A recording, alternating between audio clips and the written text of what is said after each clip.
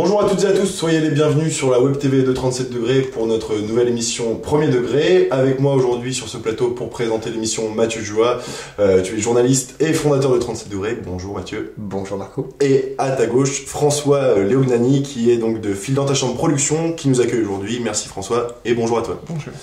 Alors chaque trimestre, pour chaque émission, nous recevrons un invité. Cette semaine, notre invité, vous le connaissez pour ceci.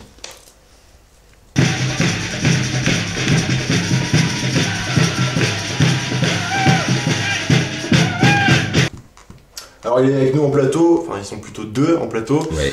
Franck Mouget, bonjour. Bonjour. Donc tu es connu à Tours pour être notamment fondateur de la compagnie Le Muscle et également porte-parole de l'association Eau et du bateau. Donc aujourd'hui on discutera un petit peu de la situation du bateau ivre et puis de l'actualité de Tourangelle de manière générale. Mais avant cela, si on peut faire un petit retour sur ton parcours, pardon.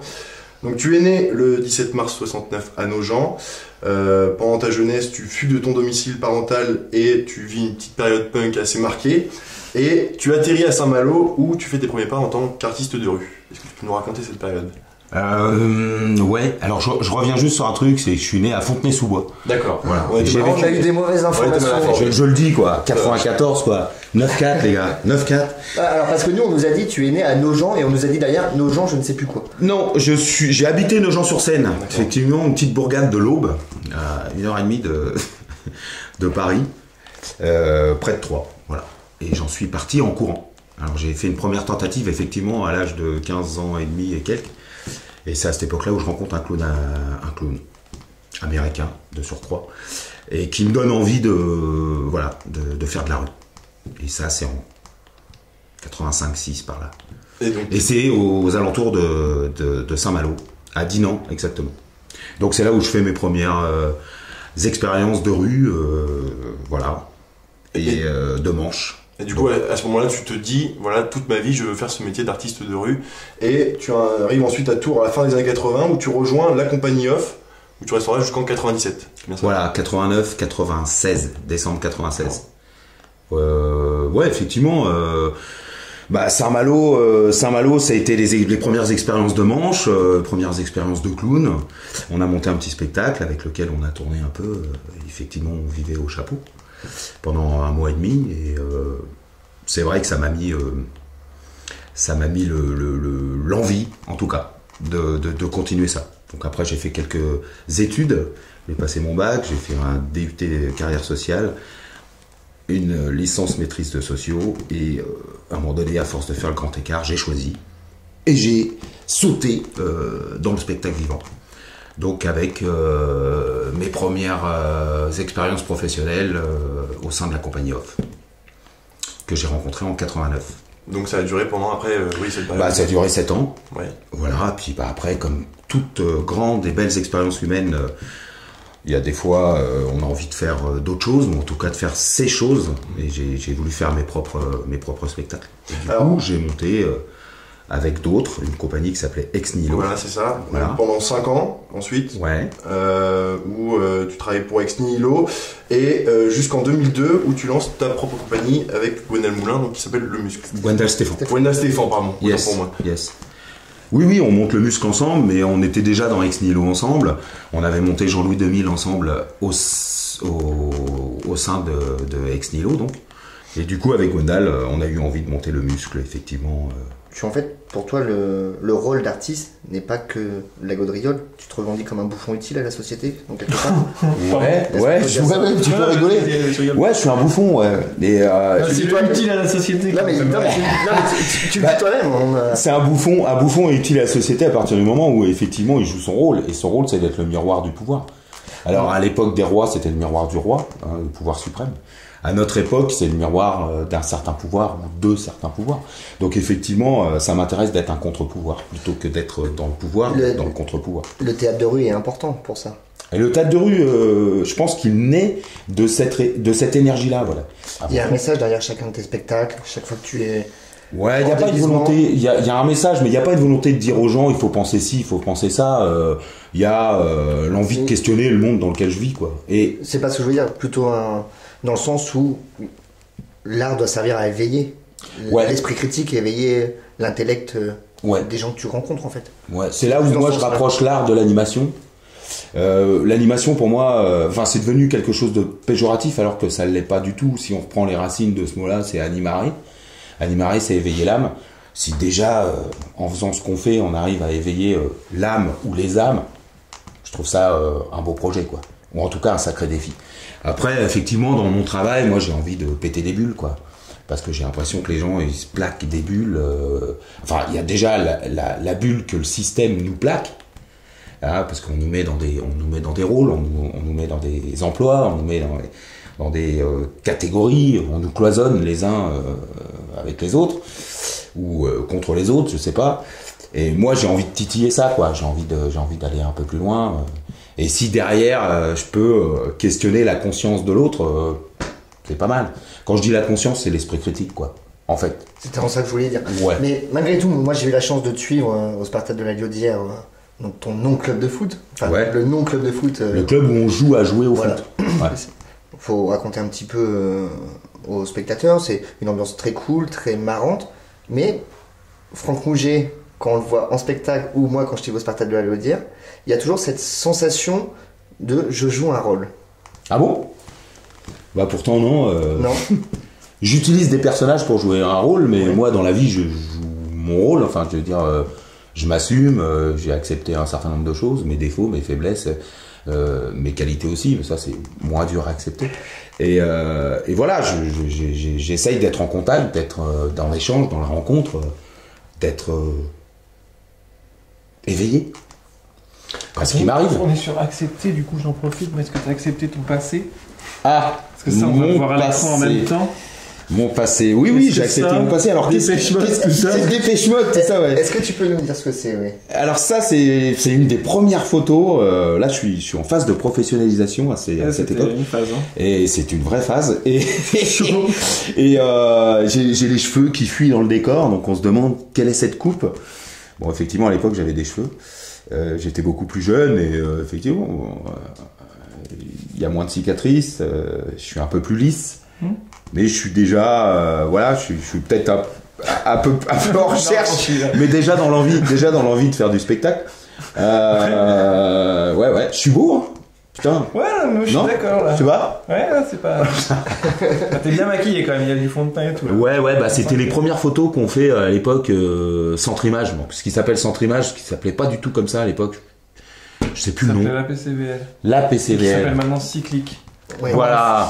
Mais donc tu t'es servi de cette photo pour leur catalogue? Faut le connaître. Non, c'est eux qui se sont servis de cette photo pour leur catalogue. Moi, je me suis jamais servi de cette photo. Elle est ressortie d'un vieux dossier et je remercie pas les copains de l'avoir remis sur la Ouais, table. à Paris, je sais pas comment. Hein. Alors justement, en parlant de copains, à chaque émission, on donnera la parole à un tourangeau pour poser des questions à l'invité. Yes. Cette semaine, on a questionné une personne que tu connais qui a voulu te poser 3 questions. Oh. Gwendal Stéphan. Tu connais? Alors Franck, on se connaît à peine. Est-ce que tu peux nous parler du jambon d'Hanovre? Le jambon d'Hanovre. Qu'est-ce que c'est que cette histoire de jambon d'Hanovre? Bah, écoute, c'est un truc qui est très frais dans sa mémoire. Ah, tu vois. Tu me laisses répondre à la première question, s'il te On plaît? prend le jambon d'Hanovre. Alors qu'est-ce Alors, que c'est que ce jambon d'Hanovre? Le jambon d'Hanovre. Alors je sais pas si c'est un code. C'est peut-être les cuisses des Allemandes qu'on a rencontrées à Hanovre. Non, dans sa tête, ça a l'air très frais. Pour moi, le jambon d'Hanovre, bah, Hanovre, c'est un gros souvenir pour nous parce que c'est 2 mois et demi de présence à l'Expo universelle avec Jean-Louis 2000. Et donc effectivement, la découverte des us et coutumes allemands, de us et coutumes allemandes ou allemands. On s'en fout, si on On est s'en à la fout. campagne, on. Enfin, on découvre la vie là-bas à Hanovre et on découvre aussi la bouffe. Et il y a de la saucisse, il y a du jambon, il y a de la charcuterie. Ça, il y a de la charcuterie. Et, voilà, mais j'ai pas d'anecdote particulière sur le jambon. Hein. Je vous jure que là, pour le jambon Alors, tu as peut-être d'Hanovre. plus de détails. Ouais, dis-moi Alors, nous, en plus. On a enquêté en tant que média qui se respecte. Bien sûr. Paraît-il que Jean-Louis 2000, en représentation avec ses gardes du corps, a été faire un tour du côté du stand du Portugal. Oui. Et alors? Et aurait ramené un souvenir. Ah, effectivement, on a dû emprunter un jambon qu'on n'a jamais rendu. Voilà. C'est bien ça? C'est ça. donc ça. Ah, le jambon d'Hanovre. yes, ok, le jambon d'Hanovre. Eh ben, écoute, c'était Ah. plus frais dans la mémoire de ce monsieur, que je ne connais pas, hein. Lui, s'en veut, tu vois, d'avoir volé quelque chose.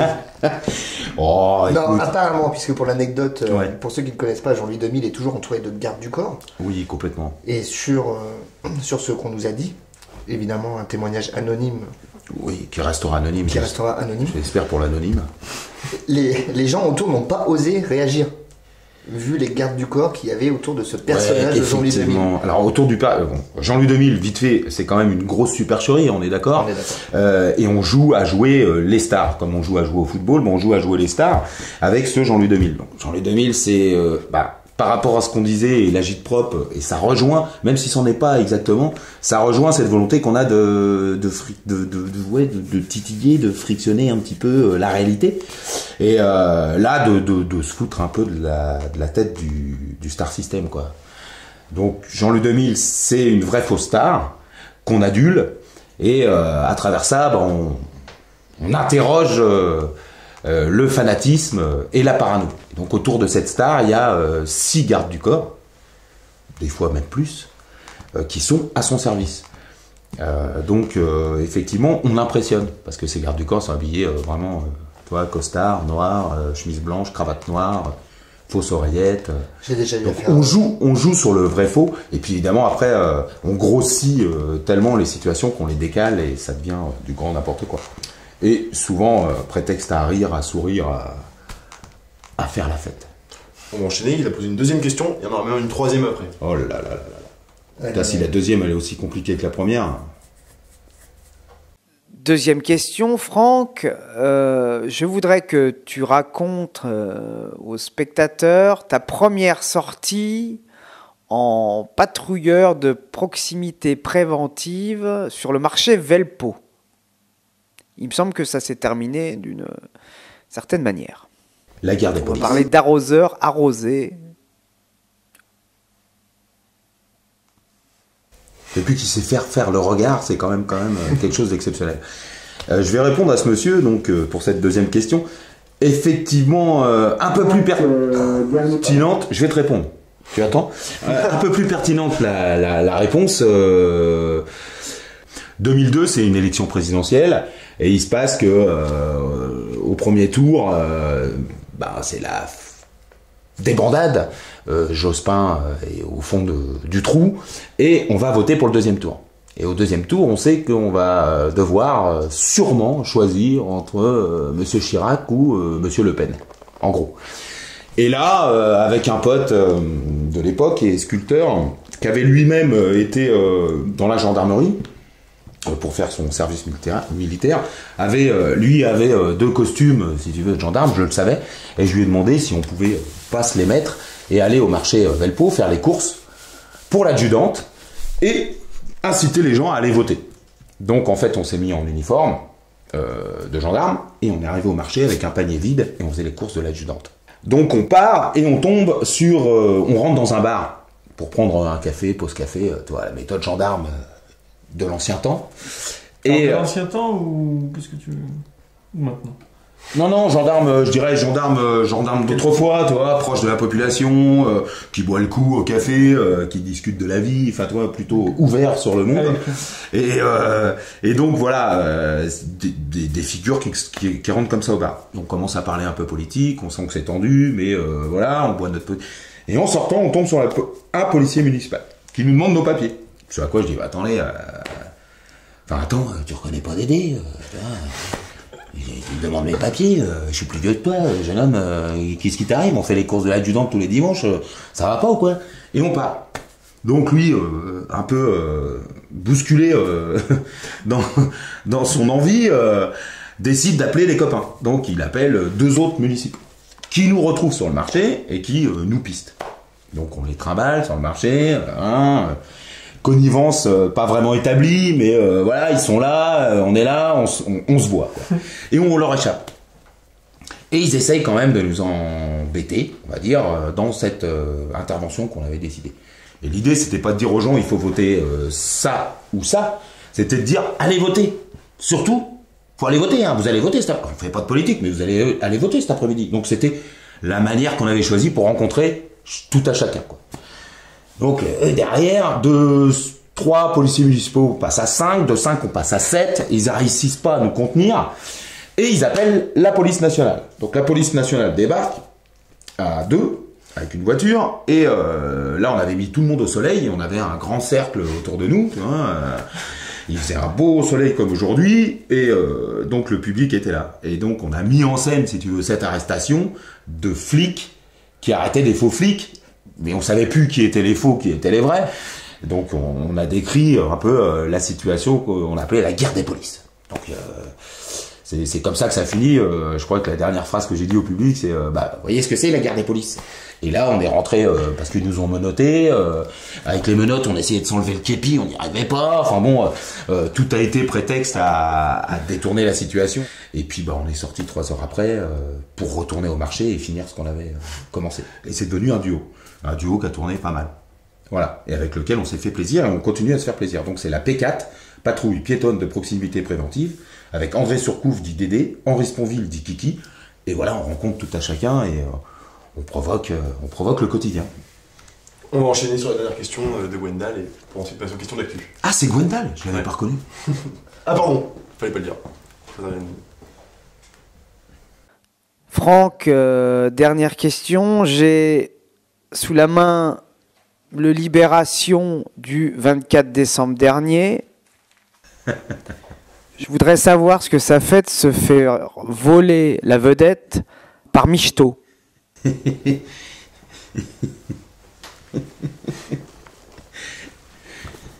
Ah ouais. Alors justement, Michto est avec nous en plateau en plus. Ouais, Michto, ouais, c'est mon petit compagnon, quoi. Se faire voler la vedette par Michto, c'est super agréable. Non, je trouvais ça très rigolo, quoi.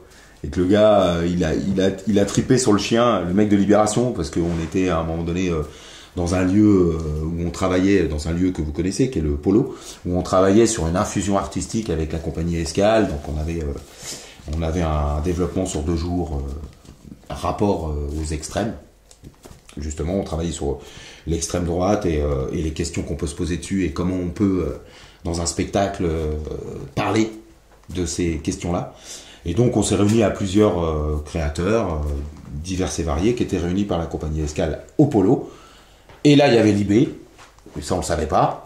Et les gars ils ont un peu tripé sur le chien et ils ont pris le chien en photo, quoi. Mais et pour pas me demander de droit, ils ont coupé. D'ailleurs on fait pareil, hein. On cadre que Michto depuis tout à l'heure. Ouais, mais allez-y, ça serait bien de faire comme si c'était lui qui parlait, quoi. Parle-nous de Franck parce que toi tu l'as fait tourner à 2 reprises même.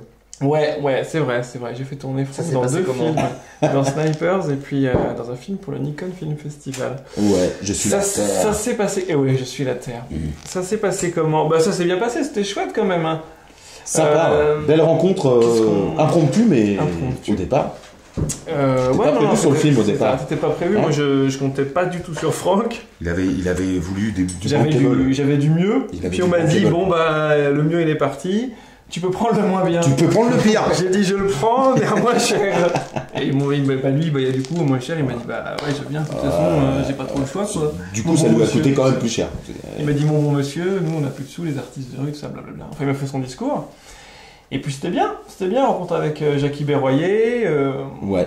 Bon, il a fait quelques conneries qui nous. Voilà, c'est le seul mec qui, au 8e étage, sur le toit d'un immeuble, marche sur le rebord de l'immeuble. Les copains, regardez, c'est drôle. Et tout le monde est là, oh putain, non. Alors c'est pas qu'on veut pas qu'il crève. C'est à ce moment-là, on veut pas qu'il meure parce que sinon on peut pas finir le film. Après, le reste, on s'en fout un peu. C'était trop engagé. Mais ouais, c'était chaud. Hein. Il est engagé tout le temps. Là. C'est vraiment, c'est sur un fil. En fait, sur un fil, ouais. C'est ça. Être sur un fil, c'est intéressant. On va poursuivre l'émission avec le sujet d'actualité. Je l'évoquais tout à l'heure, Franck, tu es porte-parole de l'association Haut et du Bateau. Oui. Mathieu nous a préparé un petit retour en arrière sur cette affaire justement qui, on va dire, concerne la ville de Tours depuis plusieurs années maintenant. Donc depuis 2010 et la fermeture du bateau Yves suite au départ à la retraite de Gisèle, l'ancienne propriétaire. Ouais. Rapidement, plusieurs personnes et collectifs se forment pour envisager une reprise du lieu, dont le tien, Haut et du Bateau, qui, dès les premières semaines, je crois, après la fermeture, vous essayez de mettre quelque chose en place. Ça commence même avant, c'est-à-dire qu'on sait qu'elle va partir en retraite, qu'elle en a marre, qu'elle veut plier l'histoire parce qu'elle veut passer à autre chose, et c'est bien normal, au bout de 30 ans de bons et loyaux services. Et du coup, le sachant et la connaissant, je l'entretiens sur le fait que on aimerait bien monter un collectif pour reprendre du bateau. Donc c'est même un an avant. Même un an. Donc ça fait à peu près 5 ans. 6 ans même. Ça va faire 6 ans, ouais, tu vois. c'est 2010. On ne sait plus compter. Hein. Mais du coup, votre collectif a tout de suite une sympathie de la population. On sent qu'il y a un enthousiasme, ça plaît. En tout cas, nous, notre volonté, c'est d'aller auprès de la population. C'est pas forcément faire de l'entre-soi juste avec le milieu culturel et artistique, mais plutôt d'ouvrir la possibilité aux gens de s'associer à la reprise de ce bateau. Et donc, on lance une souscription citoyenne, et c'est comme ça que ça commence. Parce qu'on peut dire, il y a quand même... Donc, il y a Franck Mouget dedans, il y a Hugues Barbotin. Ouais. Il y a Tous en scène, il y a Radio Béton. Il y a Laurent Dazetref. Ouais. Il y a...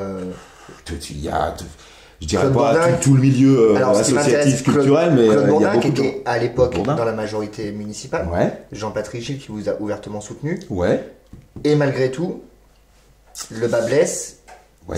Au Ça niveau s'enlise de la- un peu. Ça s'enlise, et au niveau de la mairie, ça ne suit pas, malgré les rendez-vous que tu as eu même en tête-à-tête avec le maire Jean Germain à l'époque. Ouais, c'est-à-dire qu'en fait, Qu'est-ce qui a cloché en fait? ce qui a cloché, je crois que... Excuse-moi, on va encore être sérieux. Ouais, Fais chier, ça. je me fais chier, mais je reste là. Hein, Ouais. pas, vas-y. Bah, prends un café. Ouais, hein. vas-y, File, file dans ta chambre, allez, Allez, file. on va demander à la régie d'amener un truc. J'avais dit que je le ferais, je l'ai fait. Et non... Je peux te couper quand c'est sérieux. Yes, Ouais, tu me d'accord, coupes quand vas-y. c'est trop sérieux et que ça te fait chier, tu me coupes Ouais. carrément, toi. Et de toute Enfin, façon, si je te coupe quand ça me fait chier, je vais pas arrêter. non, mais comme c'est une histoire de fil, tu Ouais. sais, Et je vas-y. reprendrai toujours mon fil. Vas-y, le bateau. là. Et là, pour reprendre le fil, du coup, c'est un problème entre démocratie représentative et démocratie participative. Ça y est, c'est Nous, on est sur le participatif, donc le collectif, et le politique actuellement est sur le représentatif. Le moi, je. D'accord? Et c'est là où ça s'est pas entendu. Donc, si tu veux, Monsieur Germain, pour rester poli, a été quelqu'un qui a voulu être sympathisant de cette histoire, mais qui n'a jamais voulu comprendre la dynamique collective qui la sous-tendait. Et du coup, ça n'a jamais pu se faire. Est-ce que votre faiblesse, c'est que par rapport à ce milieu-là qui a tendance à privilégier la rentabilité, le côté économique du projet avant tout, vous l'avez passé en second temps, ce volet-là? Ouais, parce que je pense Est-ce que du coup, il y avait un décalage qui a créé ça? Tu sais, le volet économique, on l'a vraiment pris à bras le corps. On a fait plusieurs budgets prévisionnels. On s'est projeté de manière différente, enfin vraiment diverses et variées sur ce projet. On a fait des dossiers d'épaisseur multiples. Je pense que c'était pas tant ça, et on en est sûr maintenant. C'est plutôt la volonté politique qu'on voulait questionner, quoi. Et à travers ce truc-là, dire, mais est-ce que vous êtes d'accord pour dire que ce lieu-là, enfermant, va manquer à la ville de Tours, et que de le réouvrir permettrait de créer plus qu'une bulle d'oxygène, de créer un lieu Ce qui est un constat que dédié. tous les acteurs culturels font. Il manque ce lieu aujourd'hui à Et Tours. il manque ce lieu entre Ouais. le bar et le Vinci, il Ouais. n'y a rien. Le temps machine, il a ses directives, il a son utilité, il a sa mission. Mais c'est pas la même que le bateau ou que la mission qu'on voudrait émettre avec OE du bateau. OE du bateau, c'est ouvrir un lieu dédié à la diversité culturelle, mais la culture dans sa plus grande acception, c'est-à-dire vraiment le terroir, le débat de société, toutes les disciplines artistiques, décloisonner les arts et en faire un lieu de ça, parce que pour tout ça. Ouais, c'est bien. Hein. Et on en est où aujourd'hui? Vous êtes réunis la semaine dernière? Aujourd'hui, on en est que ça va faire un an que la nouvelle municipalité est là. Il fallait qu'ils prennent la mesure de leur responsabilité, ce qu'ils ont fait pendant un an. Maintenant, on va essayer d'enfoncer le clou dans le bon sens, c'est-à-dire Quelle relation voir avec eux, Quelle relation vous avez? cordiale. Relation très cordiale, une écoute. À chaque fois qu'on a voulu les rencontrer, ça a été possible. Maintenant, tout ça, ça reste très très flou. Donc là, il ne s'agit plus de repartir pour 5 ans verbiage, de rencontres qui ne donnent Il faut que ça aille vite. rien. Maintenant, c'est une réponse. Oui, vous voulez que le bateau rouvre. Non, vous voulez pas. Si oui, dans quelle mesure est-ce que Haut et du Bateau est légitime pour porter le projet avec d'autres, puisque, encore une fois, c'est pas tant Haut et du Bateau, mais c'est le lieu qu'on veut sauver pour la diversité culturelle et pour la pluralité des acteurs qu'il y a. Tu as une pluralité du Manaché. Voilà. Alors pour l'ensemble des acteurs culturels qui font la vie culturelle de la ville de Tours. Et il y a de la place pour tout le monde, quoi. Je veux dire, c'est pour ça que on se dit, il y a juste une volonté à avoir, rouvrir ce bateau. Et après, on va s'en occuper. On va relever les manches. Donnez-nous des échéances s'il faut. Je sais pas, à 3 ans. Dans 3 ans, on se revoit. Et puis, si ça n'a pas fonctionné, ben voilà. Tu vas y faire quoi dans ton truc, là? Non, mais c'est vrai, c'est parce que là, on parle de thunes, machin, tu vas y mettre quoi? Parce que c'est pour mettre 3 jongleurs et 2 punks à chien qui crachent du feu, on s'en fout, quoi. Ouais, non, alors, effectivement, j'aime bien ta manière que tu as de me provoquer. Tu vois. Et puis 2-3 artistes locaux dans 2 jours. Non, on va faire un lieu qui est dédié à la diff de tous les spectacles, expo, lieu d'expo, lieu de concert, plus du gros son, puisqu'il y a le temps machine qui peut s'occuper du gros son. C'est-à-dire, vraiment, tu vois, des trucs bien, tout ça. Des trucs bien que t'aimes, que les jeunes t'aiment. Non, je pense qu'on peut faire des trucs musicaux très bien, mais toutes les musiques peuvent être dans ce bateau, quoi. Donc plutôt, ça peut être de la musique amplifiée, mais plutôt électro, acoustique, amplifiée, mais de manière faible, quoi, parce que c'est un problème avec le voisinage qu'on a avec ce lieu. Il y a un problème aussi avec le voisinage pourtant que moi j'ai rencontré et tous regrettent. Bien sûr. Que le bateau il soit fermé. Au passage, non mais il faut quand même le signaler, puis c'est pas ce qu'on entend, c'est pas ce qu'on a entendu pendant ces dernières, années. Les voisins, on les fait parler comme on veut, hein, quand on est, quand on a le pouvoir. Mais effectivement, on s'est rendu compte que dans le quartier, ce lieu-là, il avait une vraie résonance, quoi. Et pas qu'avec ce quartier, parce que c'est le quartier autour de Édouard Vaillant, donc Velpo, on va dire. Mais il y a aussi le Sanitas qui est pas loin, il y a la passerelle qui est juste en face, et puis il y a Beaujardin, et puis il y a le quartier Gare. Enfin bon, c'est un lieu central qui pourrait être dédié à la culture, à la diffusion de toutes les disciplines artistiques, danse, théâtre, cinéma aussi, puisque le pôle cinéma vient de rejoindre... Ça, c'est que t'essayes de me... Voilà, tu vois, le pôle cinéma qui devait s'installer à la Cité Mam a rejoint Haut et du Bateau. Et il y a, allez, je vous lâche un scoop, pour le mois d'octobre 2015, un projet de 3 jours autour de l'image. Donc, cinéma, photo et autres, et débat autour de tout ça, qui aimerait bien s'organiser dans le bateau. Donc, tu nous invites, quoi. Voilà, bien sûr. Donc on a mis en place une distillerie culturelle, comme on dit, et des labos par discipline. Ah ouais, distillons, quoi. Et donc, à travers cette distillerie, on invite les gens à participer à la programmation de ce lieu, dans toutes les formes possibles et imaginables. Tu sais, j'ai plein de conneries à dire là que je ferai. Vas-y, mais freine pas. La rédaction m'a dit, surtout ne dis pas plein de conneries. On va avancer sur le deuxième sujet que je voulais aborder, parce que le temps nous presse. Ouais, vas-y. Le temps nous presse. Non, il faut reprendre du temps au temps. Hein. C'est aussi ça le... Non, pour repartir sur une note positive, le 37e parallèle, en 3 mots. C'est un lieu qui est formidable et qui, là, cette fois, était soutenu par les collectivités publiques. Par la communauté d'Aglo, Tours Plus. Ouais, c'est un dossier qu'on a mis 9 ans à mettre en place. Vous avez un lieu qui est tip-top, là. Moi, je l'ai visité. Ouais, c'est vraiment on a très bien travaillé avec l'Aglo, franchement. Je vois pas de conneries à dire là-dessus d'ailleurs, mais si François en a une, tu n'hésites pas. J'y suis pas allé, je compte pas y aller. Hein, c'est là. Ah mais si, tu viendras. Mais tu viendras, parce que là encore, on travaille sur le bien commun. C'est ça, c'est pour ça que j'y vais pas. Moi, le bien commun, ça. Ouais, ça t'intéresse pas, toi, capitaliste. Excuse-moi. en tout cas, c'est bien chez toi. T'as vu, c'est bien, tout ça. Ouais, mais c'est à moi, tout ça. C'est à toi, ça. C'est à toi, ça. Voilà. Et ben nous, c'est tout l'inverse. Voilà. On veut mutualiser tout ça. Et d'ailleurs, ce serait bien que tu nous les prêtes. Ouais, je te les mutualise. Donc, on a fait un lieu dédié à la création de spectacles vivants, où on mutualise tout ce qu'on peut. En termes d'espace de répète, il y a un studio d'enregistrement aussi dédié à l'enregistrement des musiques de spectacles et autres. Il y a un studio dédié au travail corporel et danse. Il y a une grande halle de construction et d'assemblage. Il y a un atelier ferraille-bois commun. Il y a un lieu de stockage commun. Puis, il y a 9 compagnies qui résident à l'intérieur avec des petits labos de 50 mètres carrés chacune et puis un espace bureau. Mais ces 9 compagnies, le défi qu'on a, c'est d'arriver à faire que cet outil soit partagé et partageable avec l'ensemble des acteurs culturels de la région d'abord et puis d'autres après. Accueil en résidence, lieu de répète, lieu de création de spectacle. Donc accompagnonnage, j'aime pas ce mot-là. J'ai rien dit la touche fois.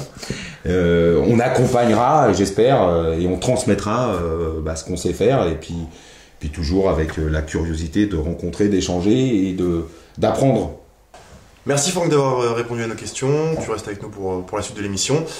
Merci François aussi d'avoir été avec nous aujourd'hui et merci pour ton accueil. On passe tout de suite à la battle musicale. Mathieu Citeaux nous a rejoint en plateau. Bonjour Mathieu, tu es fondateur de You Live It. Ouais. Et donc aujourd'hui tu es avec nous pour cette battle musicale entre toi et Mathieu. Vous êtes plutôt de Mathieu, on va peut-être vous distinguer par une couleur, je sais pas. Une couleur chacun. Choisis la tienne. Violet. Noir. Alors je vous explique le concept de la battle musicale. Mathieu vont présenter à tour de rôle un groupe local pendant 1 minute et on vous soumettra ensuite au vote via notre page Facebook pour que vous désigniez l'artiste qui participera à un concert musique de chambre organisé dans les prochains mois. Voilà. Mathieu, Violet, tu commences ? Ouais, Mathieu Violet. Donc aujourd'hui, 1 minute, c'est pas simple. Je vais le faire très rapidement. Je vais vous parler de Katusha, en fonction de l'anglicisme ou pas. Donc c'est un tourangeau de 21 ans. Il est juste fan de chats, d'où son nom. Et aussi qu'il a remixé un son d'un producteur norvégien qui s'appelle Kashmir Cat. Ce remix qu'il a posté sur son cloud a décollé tout de suite. Le mec l'a republié aussi sur son profil.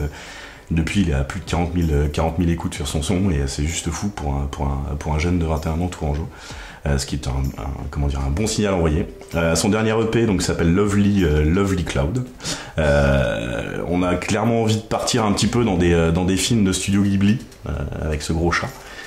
Pour rester dans le thème, avec des sons très japonisants, avec une harpe, avec un clavier, des sons un peu chelous de temps en temps.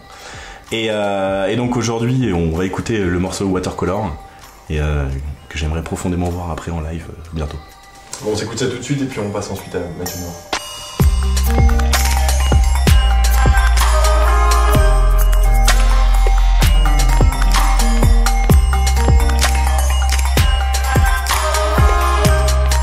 Alors Mathieu, toi, tu vas nous présenter un artiste qui faisait partie du groupe Funk Trauma, mais qui se lance dans une carrière solo. Il s'agit de Beat Mataz. Voilà, moi j'ai parlé de Beat Mataz, donc Marco de son prénom, anciennement Funk Trauma, parce qu'il vient de sortir son premier EP solo. Ça fait des années qu'il le travaille. Solo, c'est le nom de l'EP ? Tout à fait. D'accord. N'essaye pas de me perturber, ça ne marchera pas. On n'est pas du tout dans la même musique que Katusha, autant dire que c'est moins chiant, en toute honnêteté. Ah ouais, ça d'accord, bouge moins beaucoup chiant, plus. pourquoi ? Ça bouge beaucoup plus. Enfin, Est-ce c'est que pour tu d'autres bouges- est-ce que dimensions. tu bouges la tête comme ça, Voilà, tu quand fais le j'écoute chat. Beat Mataz, voilà, je bouge ma tête Tu en fais le faisant chat. le chat. Donc, et c'est là où on rejoint et là où on est très fort. Donc Beat Mataz, c'est à la fois du hip-hop, du funk. On retrouve une grosse touche de funk trauma derrière, évidemment. Un son. On retrouve de la batterie, que Marco est batteur au départ, ce qui faisait son funk trauma. Ouais. On retrouve de l'human beatbox. Il y a un petit côté Gainsbourg de temps en temps dans certaines notes. Moi j'adore la chanson Horizon, la 4e de l'EP. Elle est disponible sur Bandcamp. Je vous en dis pas plus, on l'a chroniqué sur 37 degrés. Vous irez voir. Ça s'apprécie en s'écoutant et j'espère bientôt le voir sur scène. Allez, on passe un clin d'œil à Au quart de tour. Devant lui le paysage qu'il aime.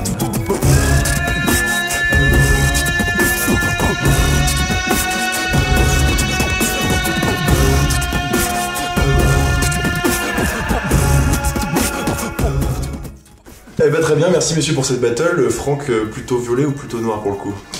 Ouais, j'irais peut-être plus vers Beat Mataz. Beat Mataz.